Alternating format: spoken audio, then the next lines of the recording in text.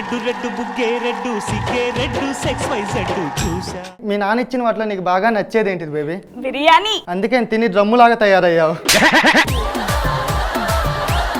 మీ అమ్మ ఇచ్చే దాంట్లో నీకు బాగా నచ్చేది? గోల్డ్. కానీ నాకు మీ అమ్మ అంటే ఇష్టం. ఏమిటండి మీరు మాట్లాడేది? అదేంటి మరి నన్ను ప్రేమించానన్నా? అదే నీలాంటి గోల్డెన్ కనిపెట్టింది కదా, అందుకని మీ అమ్మ అంటే ఇష్టం నాకు. మీ అమ్మాయిని ప్రేమించింది మేమే, మాకు ఇచ్చి పెళ్లి చేసేయండి ప్లీజ్. నో నో, ఈడేంట్రా పెద్ద రాయిలకి ఫీల్ అవుతుండు. ఈ పెళ్లి నేను చేయను.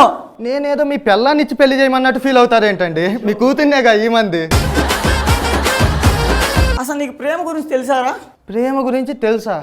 ఆనాటి లైలా మన్ను కాంచి ఈనాటి జీవనన్న యాంకర్ మధ్య ఉన్న లవ్ దనక అన్నీ నాకే తెలుసు. ఏవండి ఆ బండది మీకు ఏమన్నదో తెలుసా? ఏమన్నా కొమ్మదికి మనం చేసేది చూసింది.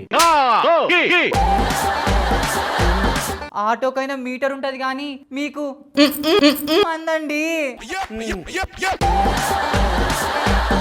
అంటే ఏంది? అదేనండి మీరు అంట. ఆనా ఆనా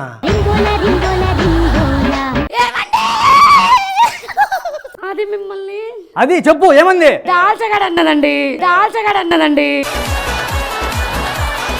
అంతా ఇంత ఉంటే నీ పెళ్ళాన్ని కంట్రోల్ పెట్టుకోరా. మంది ఆడోళ్ళ మీదకి వస్తా నువ్వు ఏమన్నా ఆడదారా?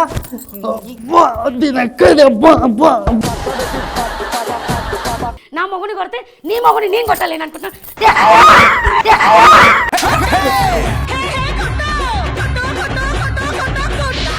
చూడ చక్కగా రెండు జంటలు, మీ సమస్య ఏంటి చెప్పండి. దీనికి ఇంట్లో ఉండే పప్పుచారు నచ్చదు కానీ పక్కంటి పుల్లకూర అయితే బాగా తింటారు సార్. ఇది పుల్లచార అంటే పచ్చి పులుసు. పచ్చి పులుసు అని చీప్ తీసి పడేస్తారండి సార్. వీళ్ళ ఇంట్లో ఒకరోజు పచ్చి పులుసు తింటే కడుపులో కాయ కాసింది సార్.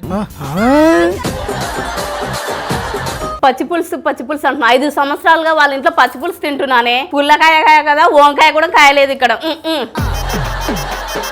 సినిమాలో హీరోస్ హీరోయిన్స్ కోసం ఫైట్ చేస్తారు కదండి, మీరు కూడా నా కోసం ఫైట్ చేయొచ్చు కదండి. సాయి పల్లవిలా బొగ్గలో ఉన్నది వస్తే ఫైట్లు ఏంటి, ఏకంగా షూట్లే చేద్దును. నాకు బుగ్గలు లేవా? బొగ్గలు పోయి నల్లి బొక్క ఒకటే మిగిలింది, తెలియట్లేదే నీకు? అది సరే గానీ ఇంతకీ పాలకూర వండమని ఉండేవా? పాలకూర వండమన్నారు కానీ పాలు ఎన్ని వేయాలో నాకు చెప్పలేరు కదండి. చూసారా మేడం, ఇంకా పాలకూర వండమని అడిగాడు సరిపోయింది. అదే బీరక వండమంటే ఎన్ని బీర్లు వేయాలని అడుగుతాను.